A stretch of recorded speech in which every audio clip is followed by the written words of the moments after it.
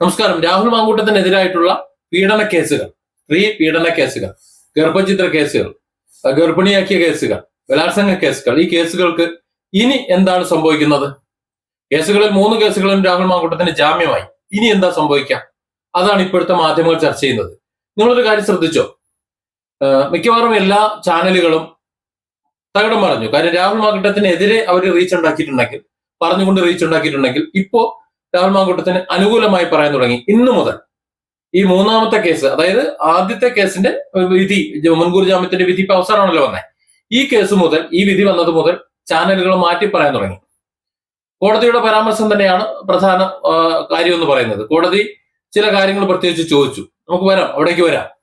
കോടതി ജാമ്യം കൊടുക്കുമ്പോൾ, മുൻകൂർ ജാമ്യം കൊടുക്കുന്ന സമയത്ത് ചില നിബന്ധനകൾ, കർശന ഉപാധികൾ വെച്ചു എന്നാണ് പറയുന്നത്. കർശന ഉപാധി ഒന്നല്ല, അത് സാധാരണ എല്ലാവർക്കും കൊടുക്കുന്ന ഒരു ഉപാധി തന്നെയാണ്. പോയി ഒപ്പുവെക്കണം, അന്വേഷണ ഉദ്യോഗസ്ഥന്മാർ ആവശ്യപ്പെട്ട് കഴിഞ്ഞാൽ അവരുടെ മുന്നിൽ ഹാജരാകണം, പിന്നെ അവർ ചില കാര്യങ്ങൾ ചോദിച്ചിട്ടുണ്ടാവും, അതൊക്കെ കൊടുക്കണം. മുൻകൂർ ജാമ്യമായതുകൊണ്ട് പോലീസുകാർക്ക് രാഹുൽ മാങ്കൂട്ടത്തിനെ ചോദ്യം ചെയ്യാനും മൊഴിയെടുക്കാനും ഒക്കെ ഉണ്ടാകും. അപ്പോൾ അതിനൊക്കെ നിന്ന് കൊടുക്കേണ്ട ഒരു സാഹചര്യമുണ്ട്, അത് ചെയ്തു കൊടുക്കണം. അതിനാണ് ആ തിങ്കളാഴ്ച മുതൽ 4 ദിവസത്തേക്ക്, അത് 10 മുതൽ 4 വരെ ഇതിനുള്ളിൽ പൊയ്ക്കോണം, അത് കഴിഞ്ഞിട്ട് അവിടെ നിർത്തരുത് എന്ന് പറഞ്ഞിട്ടുണ്ട്. ഇനി അറസ്റ്റോ മറ്റു കാര്യങ്ങളോ ചെയ്തു കഴിഞ്ഞാൽ അപ്പോൾ തന്നെ ജാമ്യത്തിൽ വിടുകയും വേണം.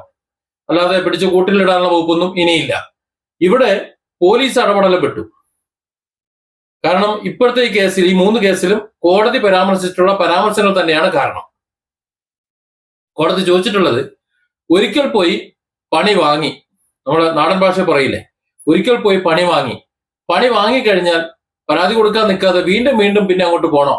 ഇതൊക്കെ സംഭവിച്ച് അബദ്ധം പറ്റി പ്രശ്നങ്ങളൊക്കെ പറ്റിയതിന് ശേഷം വീണ്ടും വീണ്ടും പൊയ്ക്കണല്ലോ. അപ്പൊ അങ്ങനെയുള്ള ചാറ്റ് ഹിസ്റ്ററികളായിരിക്കും രണ്ടുപേരും ഹാജരാക്കിയിട്ടുണ്ടാകും. ഒരു പക്ഷേ നേരത്തെ ഫെന്നി നേനാൻ ഒരു സ്ക്രീൻഷോട്ട് പുറത്തു വിട്ടല്ലോ. മറ്റൊരാള് ഒരു സ്ക്രീൻഷോട്ടിൽ ഒരു പണം അയച്ചതിന്റെ ഡേറ്റ് മറച്ചു വെച്ചുകൊണ്ട്, മാസം മറച്ചു വെച്ചുകൊണ്ട് പറഞ്ഞപ്പോ ഫെന്നി അതിന്റെ ഇന്ന മാസമാണ് എന്ന് പറഞ്ഞു. അതായത് പീഡനം നടന്നു എന്ന് പറഞ്ഞതിന്റെ ശേഷം ഒരു 5-8 ദിവസം കഴിഞ്ഞ ശേഷം ഈ പറഞ്ഞ പീഡന വീരന് ഈര പണം അയച്ചു കൊടുത്തതിന്റെ തെളിവായി മാറി.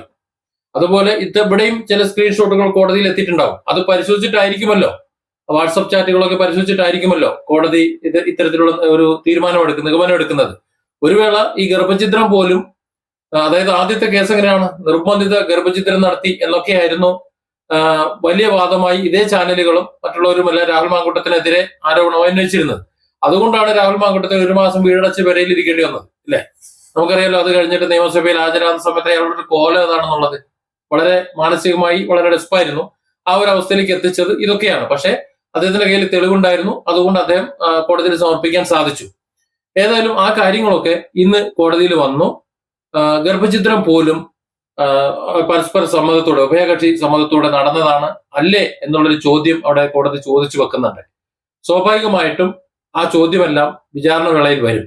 കോടതി പിന്നീട് പറഞ്ഞൊരു കാര്യമുണ്ട്, ഈ ഇത്തരത്തില് ഇഷ്ടത്തോടെ അല്ലെങ്കിൽ തമ്മിൽ കുറെ കാര്യങ്ങളൊക്കെ കുറച്ചു കാലം നടത്തും. അത് കഴിഞ്ഞിട്ട് എന്തെങ്കിലും പിണക്കങ്ങളോ സൗന്ദര്യ പിണക്കങ്ങളോ അല്ലെങ്കിൽ പിരിയുന്ന അവസ്ഥയോ ഒക്കെ ഉണ്ടായാൽ, ഒരാൾക്ക് ഇഷ്ടപ്പെടാതെ മാറിപ്പോയാൽ പോലും മറ്റേയാൾ ഉടനെ പീഡനമായിട്ട് കൊണ്ടുവരുന്ന ഒരു പ്രവണത, അത് ഒരു കേസിലും അത്ര ശുഭകരമല്ല, അത് സ്വീകാര്യമല്ല എന്ന് കൃത്യമായി കോടതി സൂചിപ്പിച്ചിട്ടുണ്ട്. അതായത് അത്തരത്തിലുള്ള ബന്ധങ്ങളൊക്കെ തകരുമ്പോൾ അത് പീഡനമായി ഇങ്ങോട്ട് കൊണ്ടുവന്നു കഴിഞ്ഞാൽ അത് അംഗീകരിക്കാൻ കുറച്ച് പ്രയാസമുണ്ട് എന്ന്. ചുരുക്കം പറഞ്ഞാൽ, മുൻകൂർ ജാമ്യ ഹർജി പരിഗണിച്ചു, മുൻകൂർ ജാമ്യം രാഹുൽ മാങ്കൂട്ടത്തിന് കൊടുത്തു, അതിൽ കുറച്ച് ജാമ്യ വ്യവസ്ഥകളൊക്കെ വെച്ചു. പക്ഷെ എങ്കിലും രാഹുൽ മാങ്കൂട്ടത്തിനെതിരെ പരാതി കൊടുത്ത പരാതിക്കാരിക്ക് പ്രതികൂലമായിട്ടുള്ള കാര്യങ്ങളാണ് കോടതിയിൽ വിധിയിൽ വന്നിട്ടുള്ളത് എന്ന് പറയാതിരിക്കാൻ വയ്യ. ഇവിടുത്തെ ഏറ്റവും വലിയ പ്രശ്നം എന്താണെന്നറിയോ? ഇനിയാണ് കുടുങ്ങുന്നത് ആര്? പോലീസ്. ഇത്രയും നാള് പോലീസ് രാഹുൽ മാങ്കൂട്ടത്തിനായിട്ട് വട്ടം ചുറ്റിച്ചുകൊണ്ടിരിക്കുകയായിരുന്നു.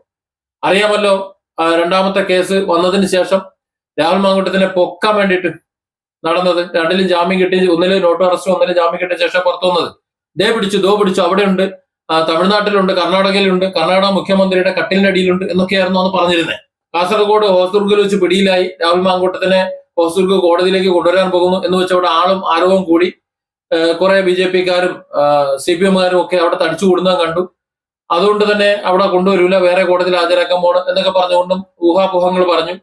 നമ്മുടെ ഹാഷ്മി താജ് ഇബ്രാഹിം അടക്കമുള്ള ചാനലുകളിൽ വളരെ വ്യക്തമായി അതിനകത്ത് പറഞ്ഞു, രാഹുൽ മാങ്കൂട്ടം കസ്റ്റഡിയിലായി, പിന്നെ അതുപോലെ അതാ പിടിയിലായി, ഇനിയിപ്പോ കോടതിയിൽ കൊണ്ടുവരും. എനിക്ക് തോന്നുന്നു രാഹുൽ മാങ്കൂട്ടം നല്ലൊരു പ്രതികാരം ചെയ്തതാണ്.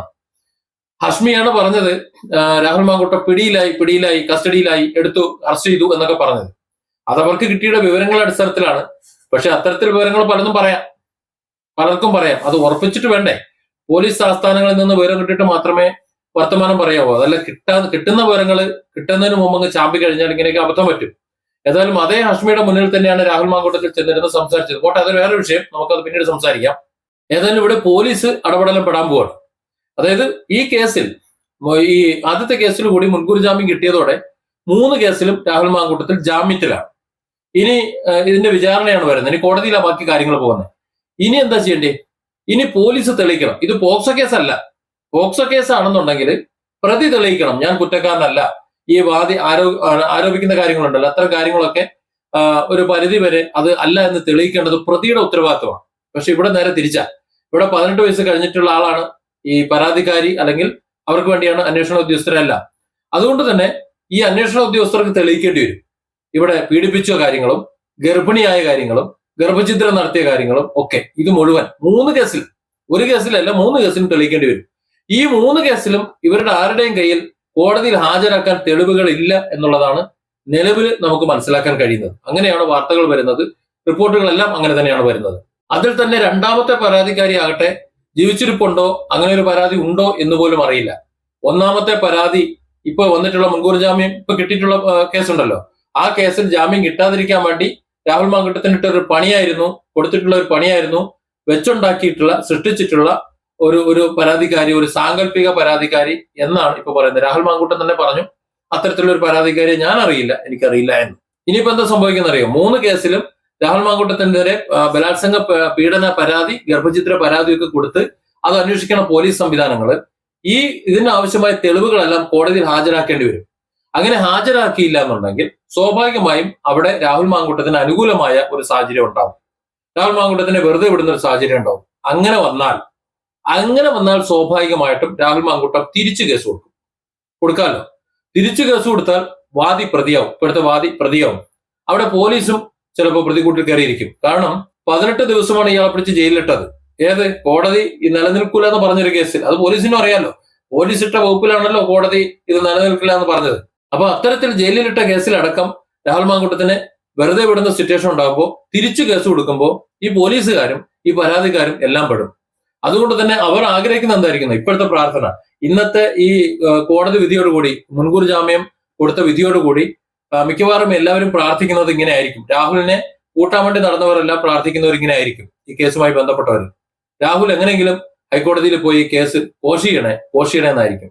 അങ്ങനെ കോഷ് ചെയ്ത് കഴിഞ്ഞാൽ രാഹുലിന്റെ വഴിക്ക് പൊക്കോളും, കേസ് അവിടെ തീരും, അത് അതിന്റെ വഴിക്ക് പോകും. മറ്റൊരു ഒബ്ജക്ഷൻ വെക്കുമെന്ന് എനിക്ക് തോന്നുന്നില്ല. കാരണം അവർക്കൊന്നും ഹാജരാക്കാൻ പറ്റില്ലല്ലോ.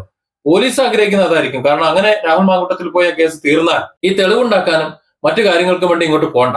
അതല്ല എന്നുണ്ടെങ്കിൽ 3ാമത്തെ കേസിൽ കാനഡയിലും അതേപോലെ മറ്റു കേസുകളിൽ അവിടെയും ഇവിടെയും ഒക്കെ, 2ാമത്തെ കേസിൽ ബാംഗ്ലൂരും ഒക്കെ പോലീസ് ഓടി നടന്ന് കുറച്ച് വെള്ളം കുടിക്കും. പണ്ട് ഉമ്മൻചാണ്ടിന്റെ CD തേടിയിട്ട് കോയമ്പത്തൂരിലോ ചെന്നൈയിലോ ഒക്കെ പോയൊരു കഥയുണ്ടല്ലോ, ഇല്ലാത്ത CD തേടി.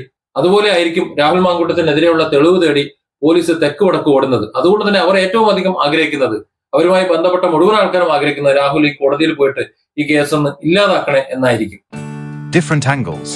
Don't forget to subscribe and support this channel.